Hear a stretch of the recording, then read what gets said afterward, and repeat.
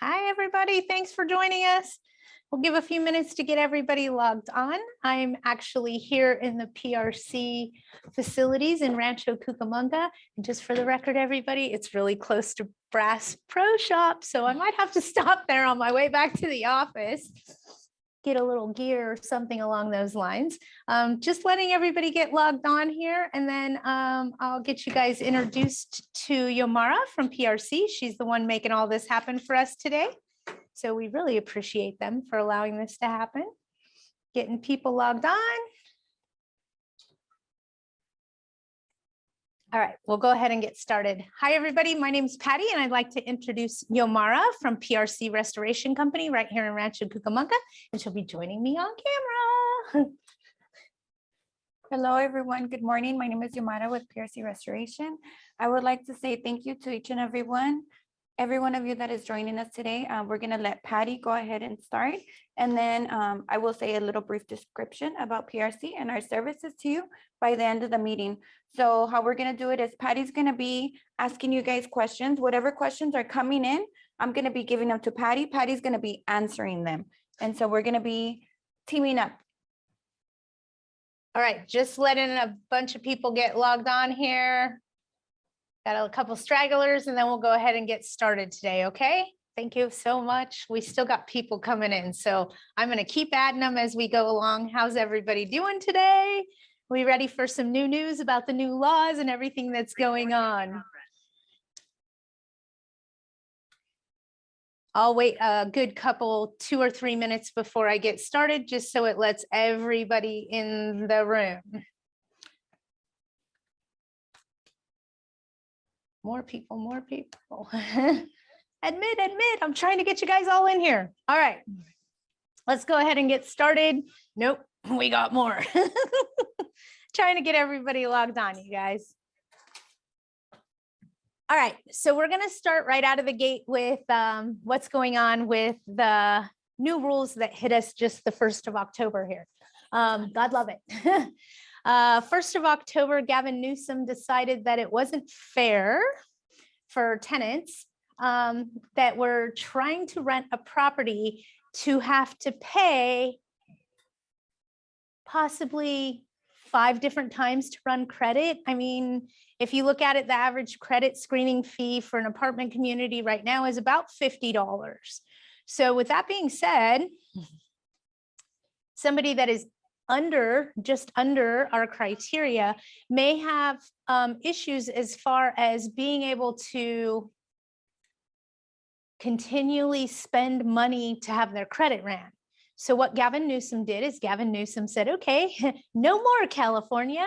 If a tenant provides you with a credit report when they're applying for a property, then there can be no expense to the tenant. Don't panic on me, you guys. Running credit, background checks, all of that stuff, we still can do that, just at our own expense. Okay, so if they give you a credit report, we all know that they might not be truthful with what's on that credit report. At your own expense, you are allowed to run their credit and then compare the two and make sure that you don't have a problem with LLPOF, liar, liar, pants on fire.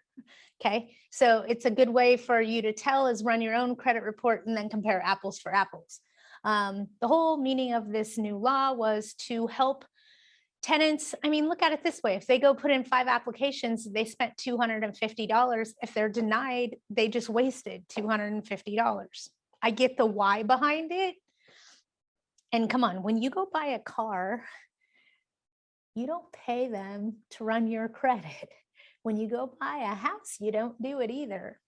So for the most part, we've been able to pass those expenses on to the consumer for quite some time in this industry, and that has now been changed. So no more credit screening fees for tenants if they provide their own credit report when they turn in their application, okay? Does anybody have questions about that? People ask me, can I still run a criminal background? You can do whatever you want. You just can't have any expense to the tenant. There can be no charge to the tenant for that. Okay, so keep that in mind. You need to make sure that you completely and totally understand that if they provide you with a credit report and they're applying, you can't charge them a screening fee. Okay. So now that we got that one out of the way, here comes the next one that's quite interesting. Question on that one. And please don't panic. The information I have to give you isn't good. Okay. Gavin Newsom says that going forward, starting September of next year, September 1st, what's going to happen next is they're not going to allow us to do wage garnishments unless the person makes over $42 an hour. Well, I got news for you. If people are making over $42 an hour, they're not renting, they're buying. So what this did is it made it extremely difficult for us as landlords because they took away our recourse. If the tenant doesn't pay us, we can't initiate a wage garnishment. So what recourse do we have? Don't panic too bad about this new law. It's already being amended before it takes effect on September 1st. There will be changes to it. And we'll go from there as far as what those changes may be, and see if we can't figure that out as it moves along.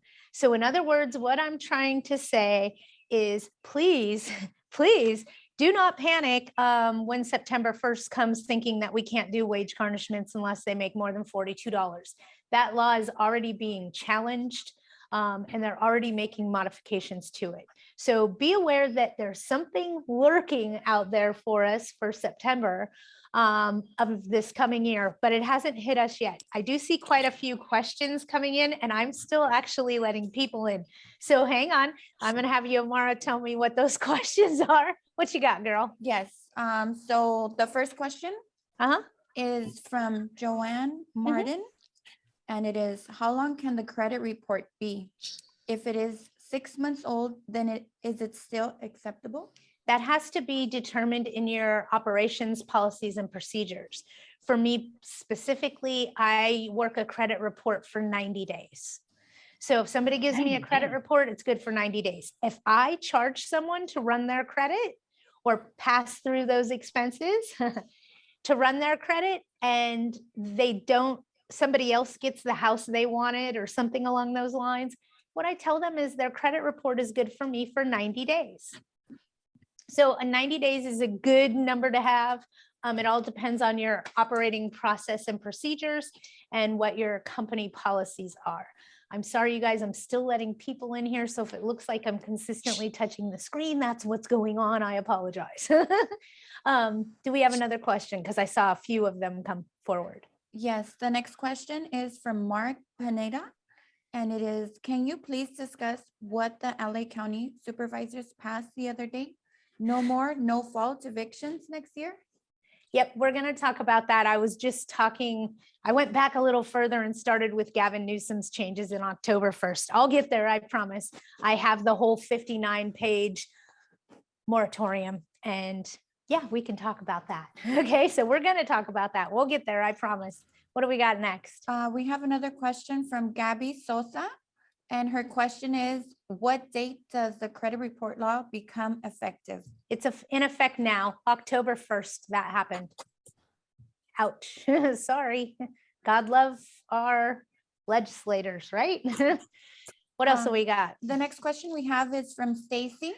And it is, can we have a policy that states the credit report must be from a reliable source and 30 days old or less? I don't think the 30 days is going to fly, Stacy. The whole reason that they made this is so there weren't expenses to tenants that were struggling. Paying attention? Okay, so if they're struggling tenants don't quite meet the criteria, the whole point of it is not to have an expense to them. So I don't believe that 30 days is going to fly. Think of it if you were purchasing a house. How long is your credit report good for? Okay. We have to be a little bit more understanding that we have to change our perception in the way that this is moving so that we don't get steamrolled by the new rules.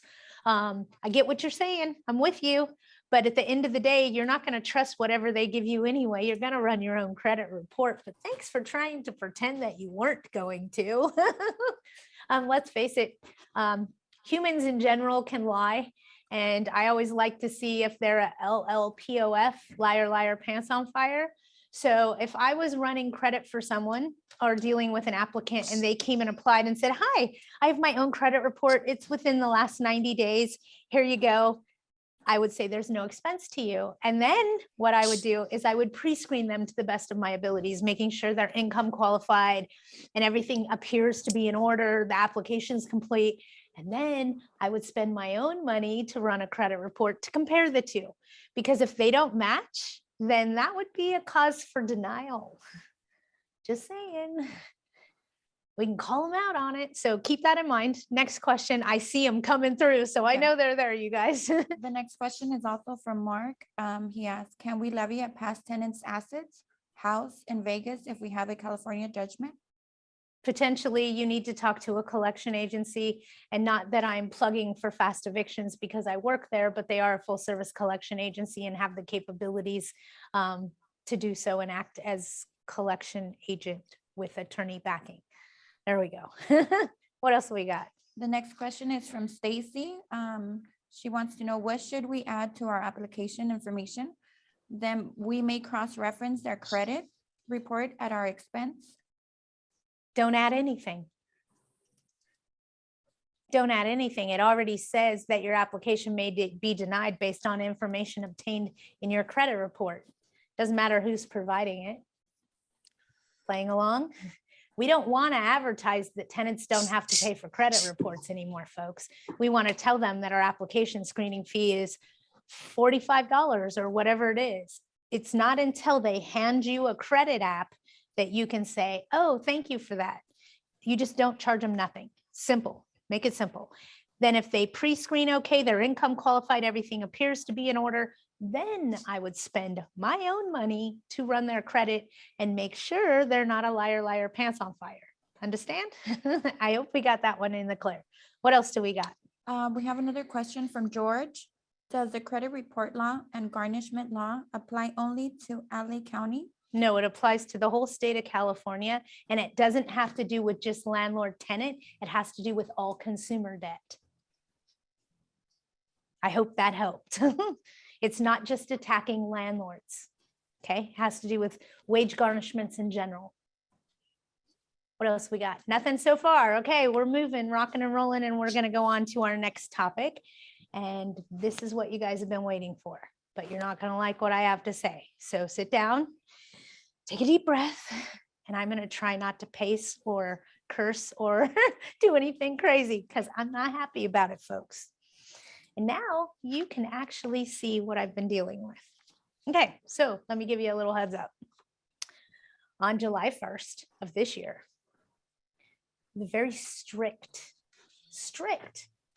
rent control laws that we've had in the city of Los Angeles for over 20 years spread like cancer to all the unincorporated cities of LA County.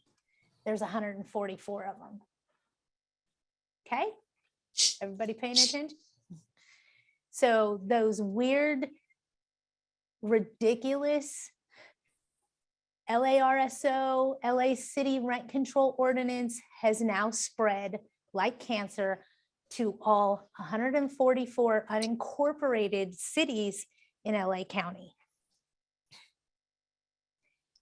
I'm going to start telling you what happened and how it switched and how we anticipate another switch to happen and how these changes aren't over yet. Okay. 59 pages. So what happened first was they said everybody in an unincorporated city of LA County will be governed by LARSO, which is the Rent Stabilization Organization for Los Angeles. You know those ridiculous $25,000 relocation fees? Yeah, that people spread like cancer. And why do the rest of us care about this if we don't have property in LA County? Because it spreads like cancer. Pay attention, okay? If I had to guess what county it's going after next, I honestly would guess San Diego because it's also a metropolis. Okay, so let me go backwards before I can go forward, okay? And I got lots of notes. So all the unincorporated cities in LA County were instructed that they needed to pay. Actually, they didn't have to pay this year. Let me readjust. We're moving here. They didn't have to pay this year, but they did have to register their units in the unincorporated cities of LA County on or before September 30th of this year.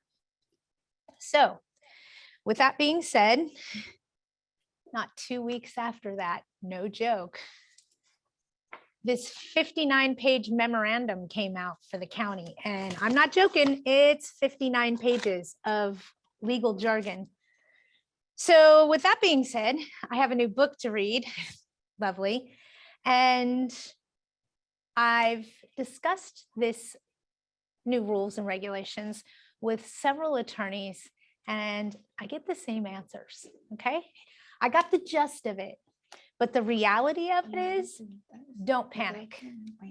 It'll take the courts 6 months to figure out the new laws and the changes, and it'll be a mess for about 6 months until they get that all figured out.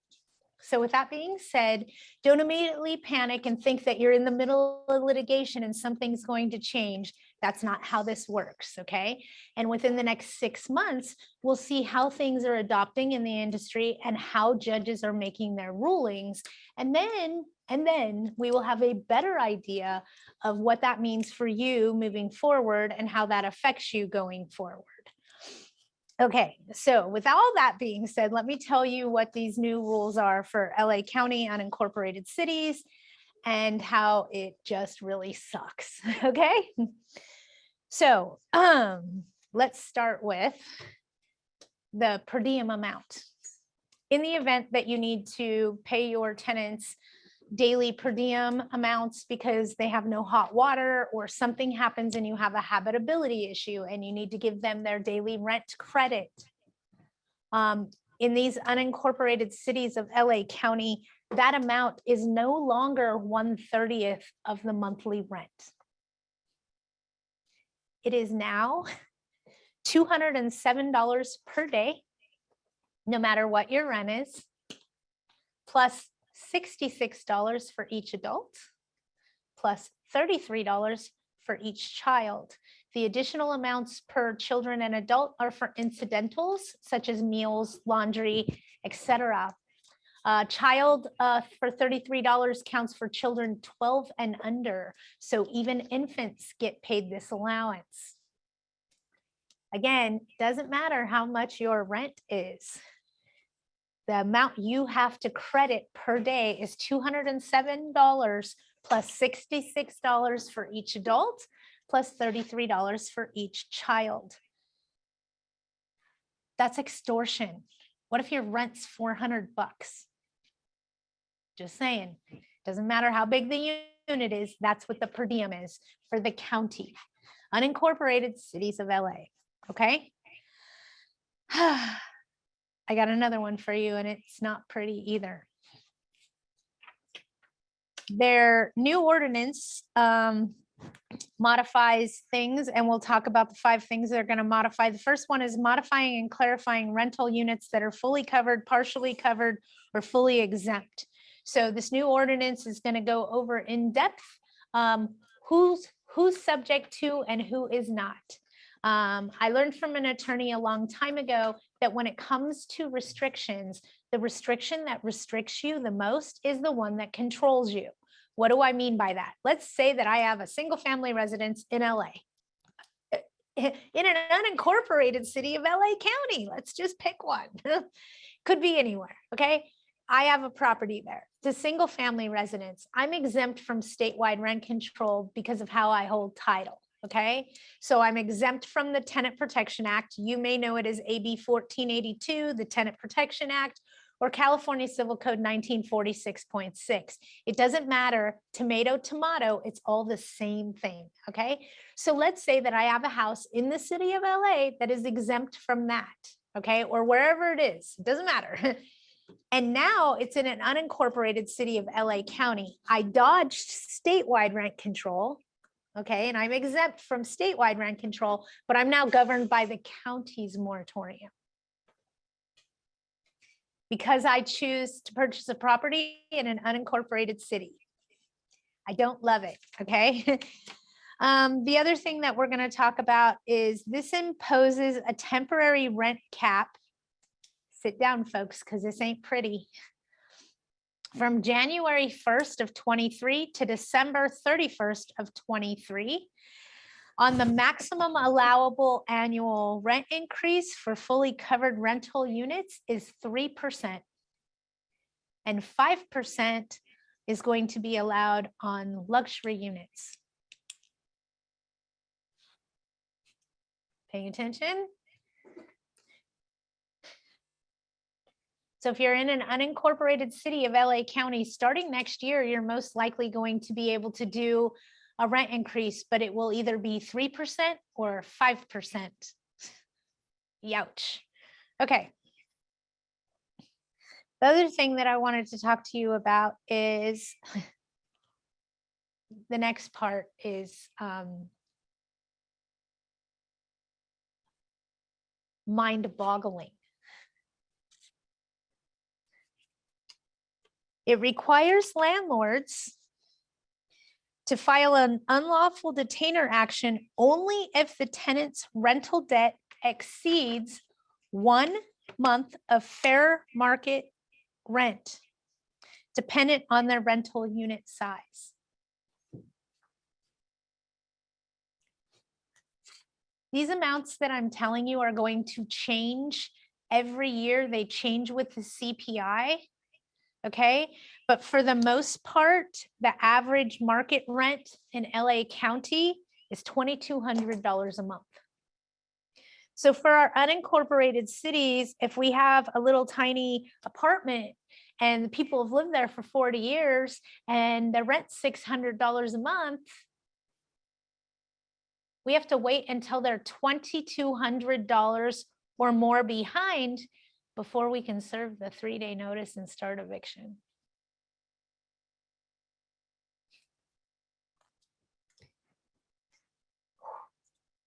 That one's going to be a little tricky as well.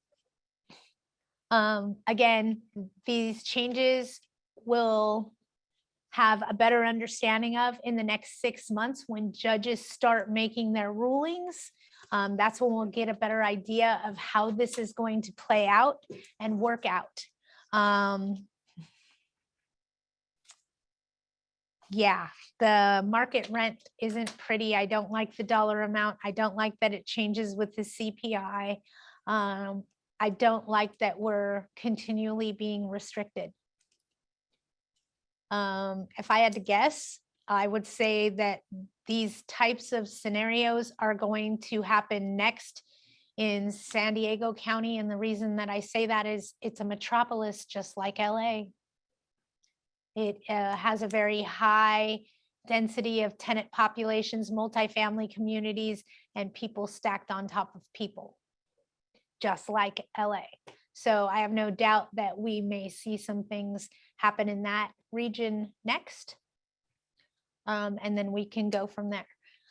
I'm about to ask Yomara if we have more questions, and she's gonna be like, okay, hold on, Patty, let me look, because I saw them coming through. So we'll look and see if I can't keep up with your questions as they come about, and then we'll open this up to questions and answers, because I know there's quite a few people that have a lot of questions about what's going on with our legislation and so forth. I can also tell you guys, be prepared. January 1st, we usually get hit with new landlord tenant law.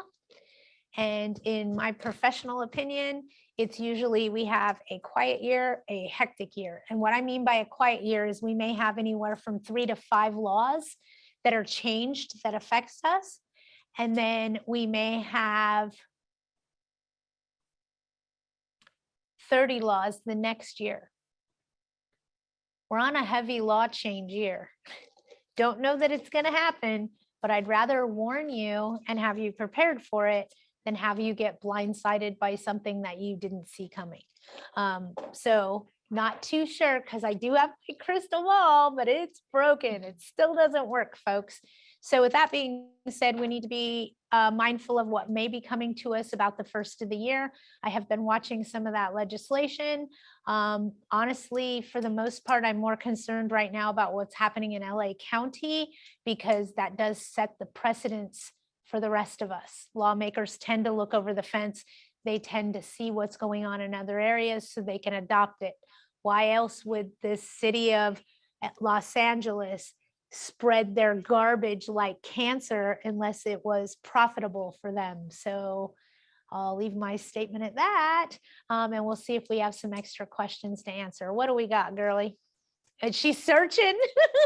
I tried to tell her to get ready.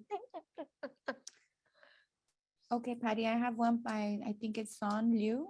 What if the landlord is paying utilities? What if the landlord is paying utilities as far as what?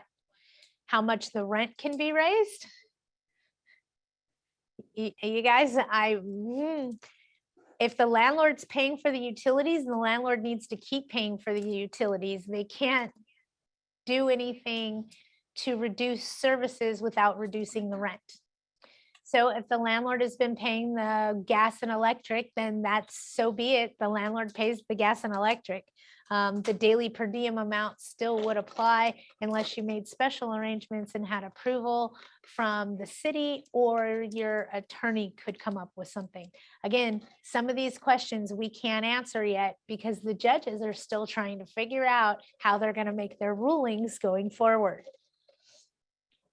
Oh, she's repeating the question. I see that. Okay, but what do we got? Would next year rent increase be 3% plus inflation percentage?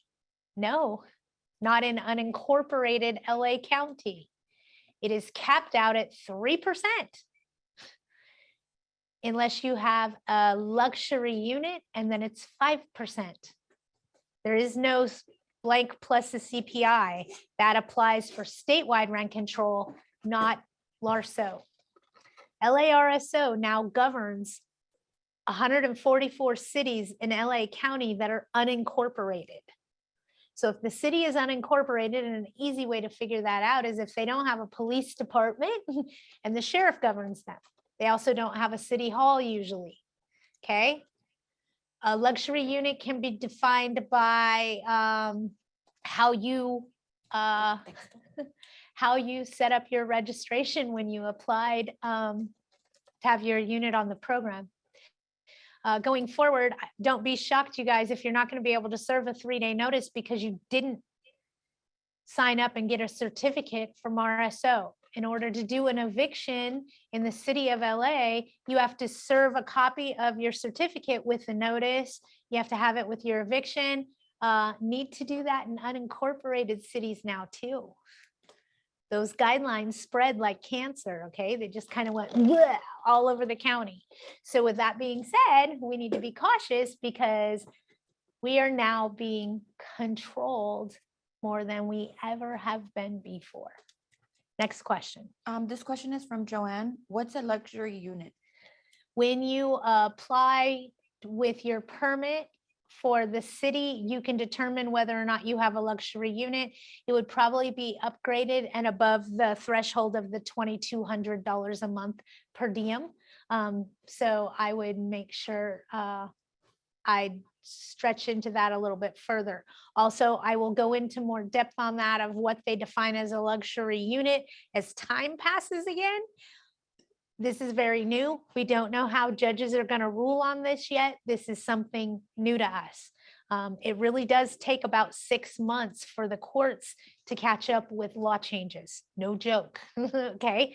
So even your attorneys may not be able to answer everything yet. And the reason being is there's no case study yet. There's no case law. We don't know how the judges are ruling in these facts. Okay. And just so everybody knows, before I take the next question, I almost forgot to tell you, LA County's COVID moratorium was ruled unconstitutional by a federal court judge about 3 weeks ago, and it will end on December 1st. We can anticipate seeing a moratorium come about. If I had to guess, it would be the weekend after Thanksgiving. So November 28th, 29th, or 30th, we may see some new rules for the county that are not governed by LARSO, meaning the incorporated cities offering additional protections to tenants just for a couple of months. They may do something, is all I'm saying. Don't be surprised if we see a new law come out for the next 30 days, 60 days, 90 days, just to get tenants from, wait a minute, it's unconstitutional to I got to pay my rent again. That happened too quick for them. So remember, they're 80% of our state. So they try to gear the laws to protect them. They are the majority and we are the minority, just so we're transparently clear here as to why this happens. State of California is 80% tenant occupied. Okay. All right, next question. The next question, I apologize beforehand if I mispronounce your name, but I believe it's Sadie. They're asking, should I just Google to find out unincorporated cities in LA County? Yes, you can actually Google a list. There's 144 of them, and type in Google search, and I did unincorporated cities in LA County list, and it gave me a whole list of them. What do we got next? Next question is from Mark. He's asking 2,200 UD threshold, only unincorporated? Yes, I understand what he's asking me. Yomara has no idea what you just said, but I got you. Yes, that's correct. Their LARSO is now saying all unincorporated cities have to be behind fair market value of rent of $2,200 before you can start an eviction. So if your rent's $600, how many months does your tenant have to be behind before you can start an eviction? And at the same time, you can't raise your rent more than 3%. So they kind of have us in a yucky conundrum. I don't know a nice way to say it sucks. Okay, so I'll just be honest, it sucks. What do we got next? Yes, so what we have next, Patty, is LASO registration mandatory? Yes, if you are in the unincorporated cities of LA County, it is required that you register your unit. If you registered prior to September 30th, I believe they waived the fee. If you register now, I'm sure they will charge you the fee. You're not going to be able to do an eviction unless you show your registration certificate. You may not be able to serve a notice unless you serve your registration certificate. You may not be able to do a rent increase unless you also serve your registration certificate. Why do I say this? Because it's governed by the same people that ran the city of LA's rent control ordinance for 20, 30 years. Again, it's spread like cancer. Okay, I don't know another way to explain it. What do we got next? Okay, Patty, what we have next here is by George Varela. A tenant, 40 years old, threatened another tenant, 16 years old, with a weapon and got arrested by police for it and was witnessed by myself and another tenant. Can I evict her? Most likely, depending on the city that it was in. And let me just say this, okay? If you got an arrest record, the chances of you being able to serve a 3-day quit are extremely high. No judge is going to allow somebody to be getting arrested on your property for assaulting a minor and allow them to continue to stay there. Does that make sense to you? They may kick up a big fight, even in the city of Los Angeles. Think about it. How is a judge going to rule for somebody that's been arrested? There's criminal charges against them. They're not going to let them stay in the house and continue this on. It gets a little, we're getting more of our teeth back and getting them to understand that this has been very, caused great financial hardship to the landlords providing a service in our cities, simply said. Okay.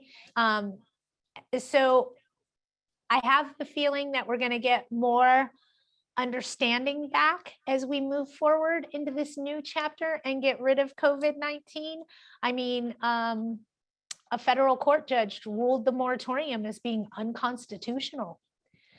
And it should end on December 1st. So we will see what happens with that and how that comes about and plays about. I have a feeling the week after Thanksgiving, we're going to get some kind of new restriction, but I could be wrong. I don't know, but I could be wrong. I'm hoping that it's just done and over with and we get all our teeth back and we're rocking and rolling, but we'll see how it goes. Next question. Yes. So the next question is by Gabby Sosa. She asked, for the credit check, does it matter if it's a soft credit report or does it not matter? There can be no expense to the tenant if they provide you with their own credit report. That's how the law reads. So in order to err on the side of caution, be in complete compliance with the Department of Fair Housing to make sure you don't discriminate. If they hand you any piece of paper and say that it's a credit report for them, just tell them thank you and don't charge them anything. If you pre-screen them and they don't qualify, tell them that they don't qualify and they can come pick up their paperwork because they don't meet your criteria. If they meet your criteria and everything looks good, then I would spend my money, my net operating expenses, money, my petty cash, my whatever, to run my own credit report for them at my expense. And then I would compare. Because if they lied on their application, that could be cause for denial. Paying attention? Don't overthink it, okay? All it did was change who's responsible to pay that money. That's all it did. And only if they bring you a copy of their own credit report. If they don't, just collect the money, tell them thank you. Okay, don't overthink it. All right, next one. The next question is by Tony. My unit is completely updated with granite countertops, stainless steel stove, and stainless dishwasher, and mini split AC heater system, but the rent is very low. It never said anything in the rent registry where I can claim it as a luxury unit. So I need to go back and ask how to change it to luxury.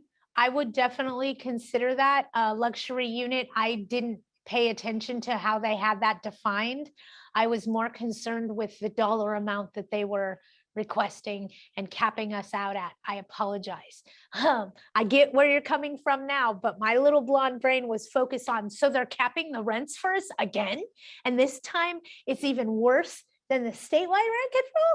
So I was on a rabbit hole pathway down to figure that out and bypassed what they consider a luxury unit.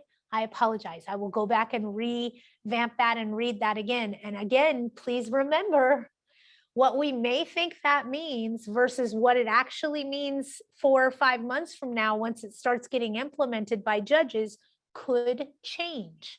Practicing law is like practicing medicine. It's not an exact science. There's not a recipe for it. That's why they call it a practice. Okay. Just trying to make you understand there may not be a yes or no answer for you at this time. That's all I'm trying to say. Next question. Does the registration certificate apply to a single family residence or condo, or just units like LA City RSO? This question was from John. Okay, John, I'm going to make it simple for you. If you own a property in the unincorporated city of LA County, you're probably governed by RSO. That simple. Okay, it just has to be in that city. It's not defined by single family, multifamily. It's not defined that way. Okay, if it's in an unincorporated city, it's gotcha. Sorry. Next question is from Sadie. I own 2 single family rental houses in the city of Compton. Does 3% rent increase apply to me? I don't have my list in front of me. Maybe I brought it. I don't think I did, of what my unincorporated cities are. I believe Compton is incorporated. I could be wrong. So we need to find out if it's incorporated or unincorporated. If it's unincorporated, you must register all of your units. If it's incorporated, you are to do nothing, and this does not apply to you. Hit the easy button. Okay, next. No, that was Sadie replied, and we voted for these folks back into office. Shameful. I'm going to do my best not to make a political comment today.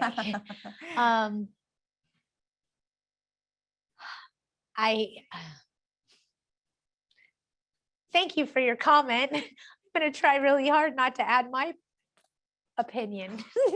I agree with you, though. It is disgusting what this has become, and it's all bureaucracy and bullshit because it's all geared around the majority vote. The majority vote is tenants. We're the minority, so it's always going to be against us in this state. If I could just verbal vomit at you, I would tell you all kinds of things I'm not happy with. But the reality is, politicians need to stop poking each other in the eye, because somewhere between the bureaucracy and the bullshit, they forgot about we, the people. We are the people that are providing a service for the majority of residents in this state, and we're treated like trash. There's my opinion. Sorry. Squirrel. Next question. It's not a question, it's just a comment by Val. Yeah. Oh, my Val, she's got her comments. What's Val saying? Vote for red or be dead. LOL. That's Val for you. I think that all of us as landlords, and I don't mean to speak for all of us, but you tell me if I'm wrong, we've had enough.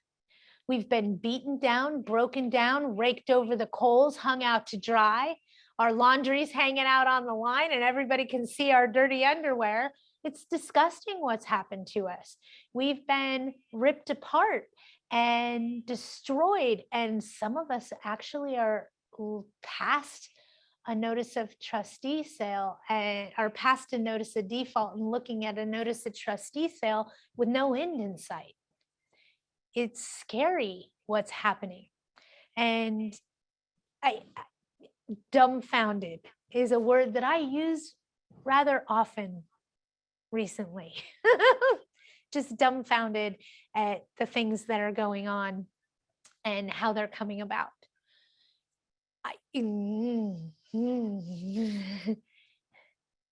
If you don't like what's happening in our country, in our state, in our nation, in your county, I can't encourage you enough to vote to change it. I mean, that's all we can do, either that or move. I mean, come on. All right, do we have another question? We have by Joanne. Do we even have a legislators that see our point of view?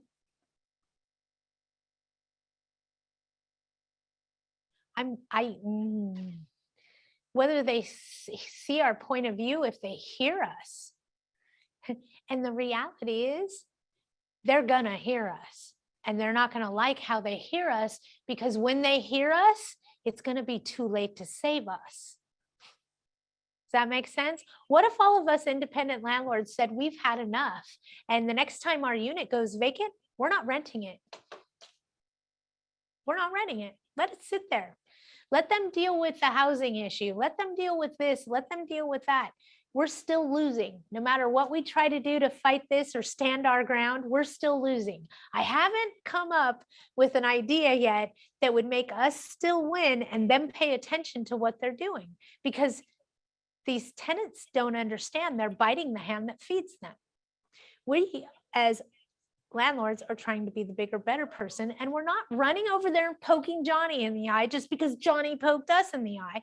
We're adults and we're acting as such. And we're trying to be calm, cool, and collected, but the powers that be just keep raining garbage on us. And I have a friend that works for U-Haul, okay?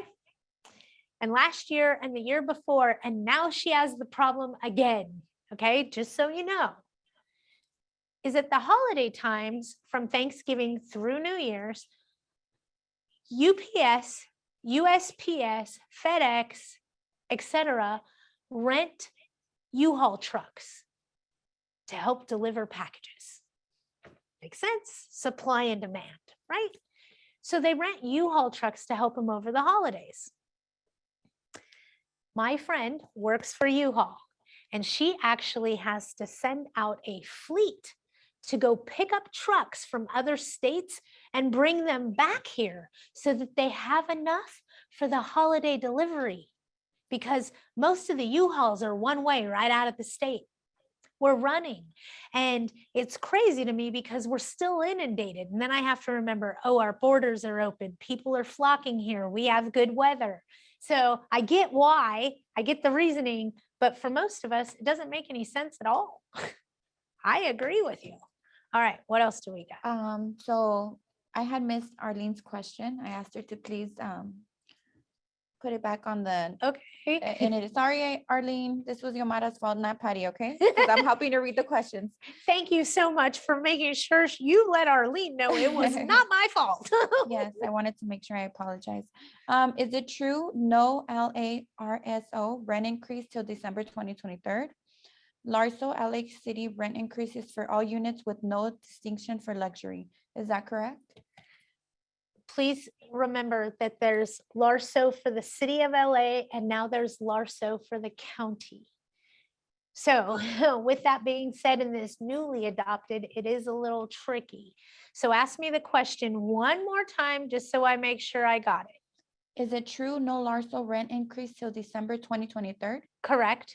Larso LA City rent increase is for all units with no distinction for luxury.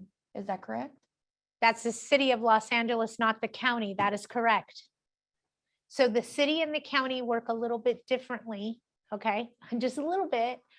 It's still bureaucracy, bullshit, and extortion any way you say it. But the city of LA is still more restrictive than the county unincorporated areas of LA. The reason that I say that is if you have a 3-bedroom, 2-bathroom house and you want relocation fees paid because you want to move into your own property in, I'm trying to think of a city that's unincorporated in LA County that, and you're in Wrightwood. There's one I know is on the list. And you're in Wrightwood.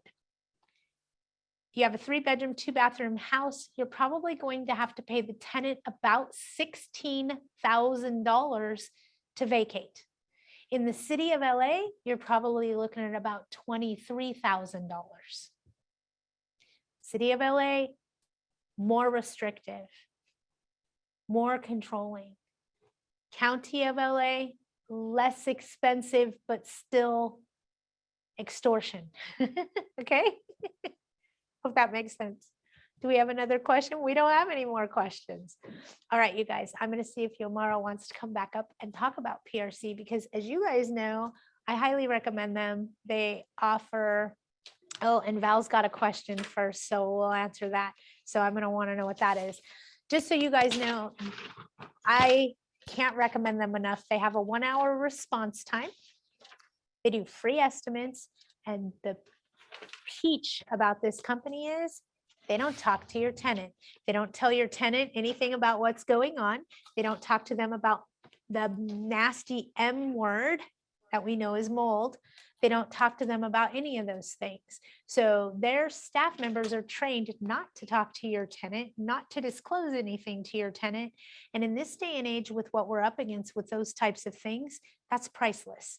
So if I'm telling you, hey, this is a great company, I'd pay attention to what I'm saying because I don't talk garbage. Hang on, Val. I'll see what PRC covers that area. Let's see if Yomara has your question. What's your question? Okay. Val's question is, okay, here's a real question tomorrow, okay? But the recent heavy winds blew a neighbor's tree branches on a detached outbuilding on my vacant rental property. I am rehabbing. Live electric lines, PGE, were tangled in the branch. PGE simply turned off power. Not helpful with the removing branches. Neighbor is a renter and the owner doesn't want to help.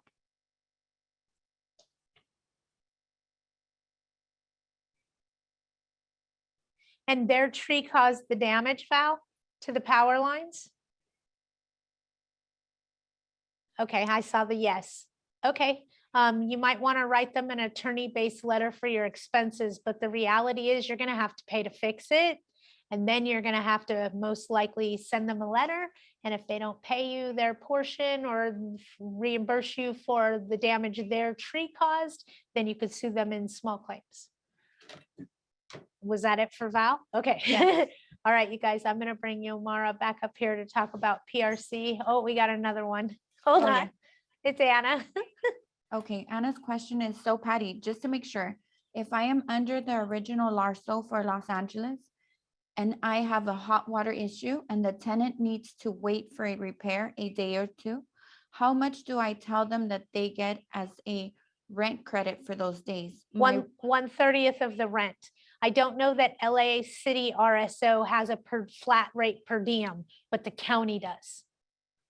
Tony's telling us in the unincorporated, and Tony knows her stuff when it comes to LARSO, folks. What's Tony say? Tony says let me finish with Anna's. It said my rental rate prorated of this new per diem rate. No, if you're in the city of LA, they don't have a per diem rate. You would do 1/30th of the rent. The courts always look at a calendar as being 30 days, no matter how many days are in the month. So if you have 28 days in February, you still divide it by 30 days. If you have 31 days in March, you still divide your rent by 30 days. So it's whatever your rent is, $1,000 a month divided by 30 days in the month is $33.33 per day. There's your per diem. Okay, Tony's question to everyone is, in the unincorporated area of LA County, in East LA under RSO, will this affect or can we do evictions for substantial improvements with permits? Yes. And the reason I know that is I have a few of those cases going through the court systems right now. You know how in LARSO, Tony, we're being told we can't do anything for evictions for non-payment of rent? We're actually serving a 3-day notice, putting them in eviction and seeing if we can come to a settlement for possession. So just because they tell you you can't, you guys, doesn't mean that you can't do anything. If you guys can get to settlement, and you can come to an agreement, that's what everybody's fighting for. That's what everybody wants. Just get to settlement, get possession. That's what you want. Fight for the money later, if we can even go after it. We don't know. So it's better just to say, forget the money. I'll go after that at a later date. I want possession. So fight, fight, fight to get possession of these properties as quickly as you can. Negotiate for that. I just want possession. I'll let the money go. Let it go. Because you could sue in small claims court later. And hopefully they adjust this wage garnishment thing, because there's already quite a bit of talk going on about it. I heard Yomara have something else. She's writing with one hand, talking to me and reading something on her screen. You guys, you need to call this gal if something goes bad at your place, because she's a multitasker. There was another portion to Tony's question. It says, as everyone should be aware, if you do owner family move-in, the tenant has the right to return after 3 years with the same rent, and you need to notify them. Yep. At this point, my option is to do a substantial improvements to get the unit at market rent. So can I do the eviction based on improvements, Tony? You better already have the permits. Oh, wait. Oh, it says Tony, and down here it says Tommy. No, I think it's Tony. It's Tony. Okay. I know her. She's a sweetheart. She's known as the candle lady. Oh. Don't ask. Everybody gets a nickname. It's how Patty remembers things. Ask me the question again, Yomara. Yes. As everyone should be aware, if you do owner family move-in, the tenant has the right to return after 3 years with the same rent that they were paying before. That's correct. At this point, my option is to do a substantial improvement to get the unit at market rent. So can I do this? Can I do the eviction based on improvements? Yes, you should be able to do an eviction with cause for substantial remodel, but you better have the permits pulled before you serve the notice, and get ready to pay the relocation fees. That's going to be a requirement, because this is no fault of the tenant. But I'll tell you this, if they don't pay rent or you have a material breach, you can go that route. Looks like Val's asking something about you. So I'm going to move over and let Yomara come back up here. Are you going to stand up? Because if you are, we got to tilt this. Okay. Hello, everyone. Thank you for bearing with me. I was trying to read everybody's name. If I mispronounced anybody's name, I do apologize. So I know I had a question by Val regarding what area. If we go all the way to Kern County, I'm sorry, Val, we do not. We these are the areas that we do cover: LA County, Orange, San Bernardino, Riverside, and the Inland Empire. If you are within those areas, we'll be there. Yes. And I did want to take a few minutes to talk about PRC. Patty, thank you so much for putting this together. And so it's pretty simple. When you guys do call PRC with an assessment, so we offer free assessments. It's a free visual assessment and an estimate. We'll have the estimate ready for you within 24 hours. All communication is kept between myself, the property management, our company, the property management, not with the tenant. We don't schedule appointments with tenants, and everything is kept confidential.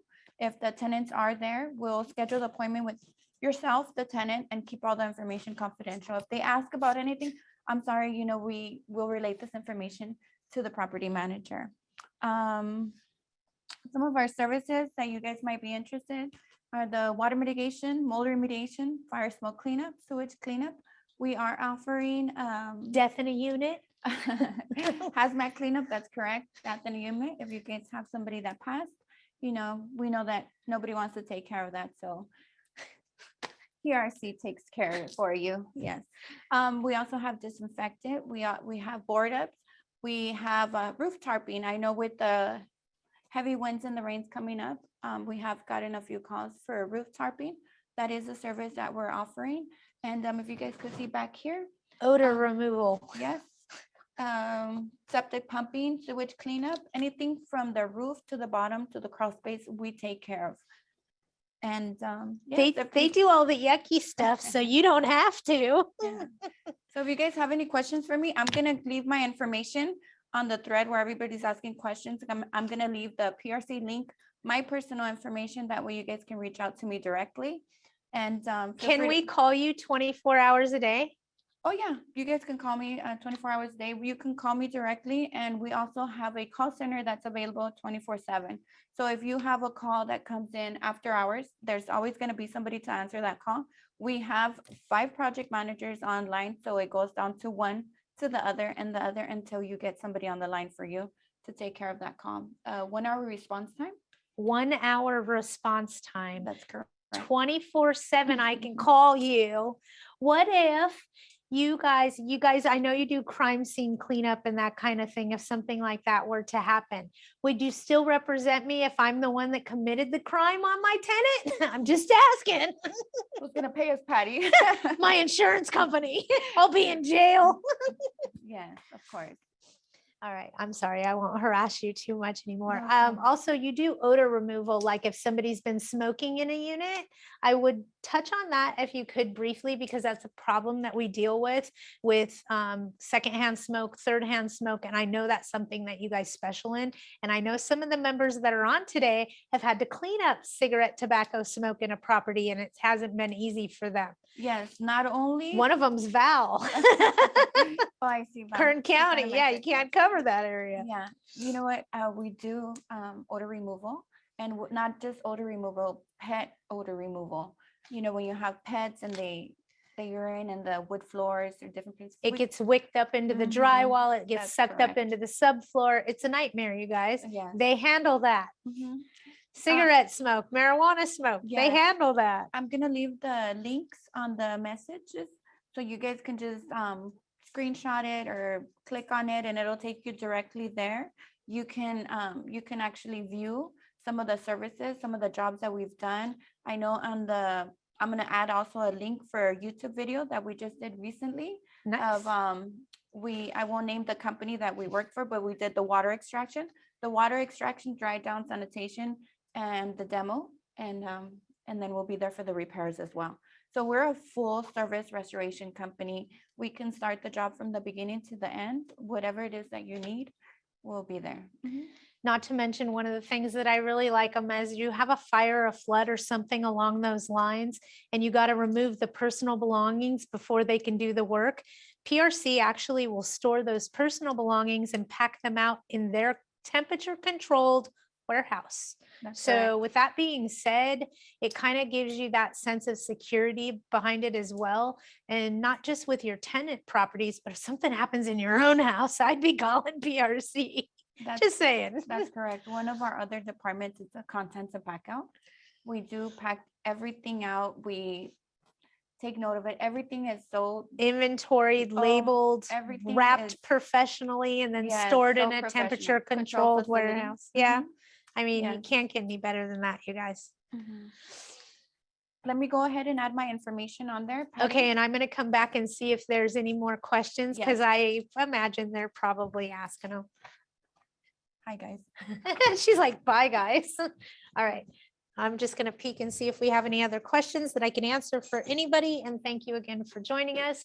We're probably going to do this next month again, talking about the same things. And we'll probably do it live from the PRC warehouse in Carson. And then we'll do it online as well so that we can say hello to everybody, catch up and go from there.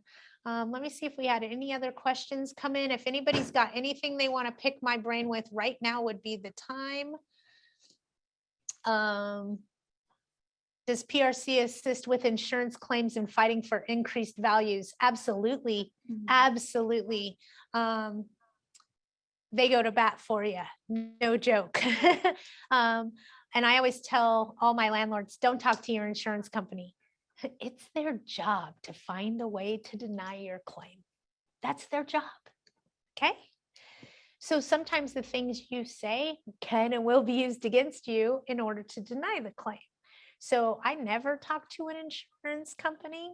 I always say, the tenant called me on this day and said this, I called PRC Restoration. Here's their name and phone number. They know everything else. I don't know anything except the tenant called on this day at this time. And that's the only information I give the insurance company. I play as dumb as I possibly can because I know that they're professional at what they do. They're good at what they do.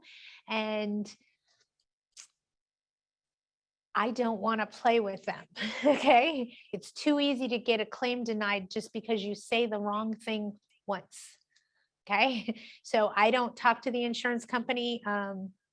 They're really good at tricking you, getting you to say something wrong. So I don't talk to them. Let the professionals talk to them and leave it at that. I saw some other questions Yes, come in. I have a question from Eric. What would SFR and Van Nuys be under? Single family residence in the city of Van Nuys. I don't know if that's incorporated, unincorporated LA County. I don't have that list with me, but you can Google it to find out if Van Nuys is. Then you would most likely, if you're in an incorporated city of LA County, then you would be most likely governed by the Tenant Protection Act if you weren't governed by the city. And if you're exempt from the Tenant Protection Act and everything else, then you just dodged a big bullet, a big one. Do you have anything else? Stacy said, I want to thank you for putting these classes on, Patty. You are a wealth of information, and I so appreciate all of you do for me and my company. Will you put something on for new laws coming up January 2023? Exactly. Yes, I will be doing a webinar January as well. Maybe we'll do one in January with PRC and do it together and put out all the new laws, maybe the first part of the year for you guys. I think that might be better than doing the in-person next month, but we'll figure that out and go from there. Anybody have anything else, or we're going to end this for today? Again, thank you to PRC for having us here. And if you guys need anything, hunt them down. They're awesome. She put all their links in there. When your tenant calls you at 3 o'clock in the morning saying a pipe broke, and you can just text Mara, tell her, go handle this. It makes it so much easier for us. So just keep that in mind. I see more questions coming through like crazy all of a sudden, and I just want to make sure we're getting your questions answered. And thank you guys. We're able to do this because of you. So we appreciate all of you. And we want to keep bringing you the information that you need to be successful with your rental property business. All right, what do we got? Okay, so Val said, FYI, I had a horrible stinky house due to smoke and urine. I spoke to my insurance agent and they said they would probably not cover these issues. My deductible was $2,500, so I figured I could fix it. Wrong. It was over 25,000. MO insurance, bummer. Yeah. Val knows. I think we've all been duped before. And that's why I want to encourage you guys, if you have a problem, especially with your insurance company, don't talk to them. Mhm. Do not talk to your own insurance company, okay? Don't do it. They will set you up for failure. Just say things like, I have no idea. The tenant notified me and that's all I know. I called PRC and they've been handling it since then. You can call and talk to them. That way you don't say the wrong thing. Okay, and I see that she's gearing up. She has more questions. What do we got? Yes, I have one by Lonnie. So has anything changed for starting an eviction for non-payment? In what area? In an unincorporated city of LA County? Absolutely. Covina. Covina is incorporated, but I think there's part of Covina that isn't incorporated. So you may be governed by them. You're going to have to check on the unincorporated list. I'm bad. I don't have the 144 cities memorized. I know I got a lot of other stuff memorized, but not the 144 cities. For that, I apologize. And I feel bad for telling you guys, you're going to have to go look it up, but my brain didn't retain all of that. Okay. What else do we I got? have Zhang Liu is saying thank you very much. Carl saying thanks. And then Stacy is asking, will you have a replay of this webinar? Absolutely. We can put a replay on this webinar up on the Widgets Way on the YouTube channel. Val says they are in the business of saying no. Who's in the business of saying no? I'm Her insurance company. Mhm. The insurance. That's what they company. want to do. They want to deny you. My mom was had a vehicle fire once years ago, and she was an artist, and this was decades ago. And she had a painting she was taking to the framer to get framed. It was of my daughter when she was 5, and it was really cute. She had this old straw hat on and this little bow. It was really, really cute. Well, car caught on fire. I don't know, some problem, whatever. And my mom filed an insurance claim to cover the car. Well, they told her that they wouldn't cover the artwork in the car because that was her business. It was for her business because she was going to get it framed. And so they didn't cover certain things. So you got to be careful what you're saying to the insurance company, because here's my mom, her car caught on fire due to a carburetor issue. No fault of my mom's. She needs to file an insurance claim, but she wants to try to cover some of the personal belongings in the car, and they found a way to not cover those. So that's what we mean of insurance companies can be extremely tricky, and why I don't talk to them. They are tricky. It's incorporated, Lonnie, and you want to do a rent increase, you're most likely going to be able to. Just do me a favor and wait until December, and let's see what happens with the whole moratorium being redacted. Okay, so I hear you, but come on, give me 30 days and then let's talk about rent increases. Let's not jump the gun too quickly. Okay, what else do we got? Okay, Arlene says, looks like Van Nuys is not on an unincorporated list. Okay, so if it's incorporated in the city of Van Nuys, you dodged the LARSO bullet, but now you still could be governed by the Tenant Protection Act, also known as AB 1482, also known as California Civil Code 1946.6. It's disgusting, isn't it? How do I memorize that stuff? I don't know. It drives me crazy. And get this pin out of my hand. I'm clicking it, hoping you guys can't hear it. All right, Stacy's got something too. Okay, so I have Oh, sorry. Anna saying, great webinar. Thank you both for all the information. Song, happy Thanksgiving to everyone. Oh. Lonnie, unincorporated. I got that one. Val said, great show. See you all tomorrow at noon, Zoom.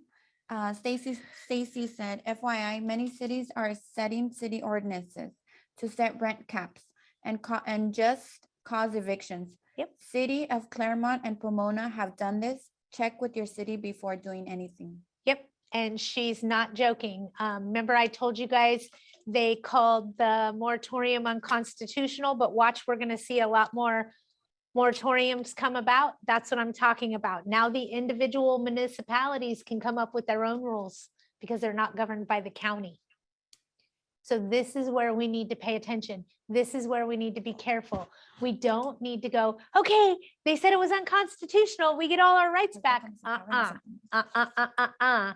You better bet your sweet bippy that these cities are going to put in moratoriums in place to help protect their tenants. Why is everybody so adamant about protecting tenants? They don't want any more homeless on their streets. So why are they attacking? They're attacking us. Whose wallet is it hurting? Us. They think that we're the bad guy because we're evicting these people and we're creating the homeless problem. When you and I both know that's not why we have so many homeless in this state, okay? It's not our fault. It's not the landlord's fault. But they know, and they're up to something because they made homelessness a protected class in January of this year. They didn't do that for no damn reason. Okay. All right. Do we have anything else? No. Okay. I'm ending this for today. We are ending this for today. Thank you, you guys, for joining us. We're sorry you won't be here for lunch, but we'll do this again next month and serving lunch in person in the Carson PRC classroom. So we'll announce that date here shortly, and we'll make sure that you guys are invited. We'd love to see you. Happy holidays, happy Thanksgiving, happy birthday to me. When Thanksgiving. Oh, I'm a turkey baby. All right, you guys have a great week. Bye-bye. bye everyone.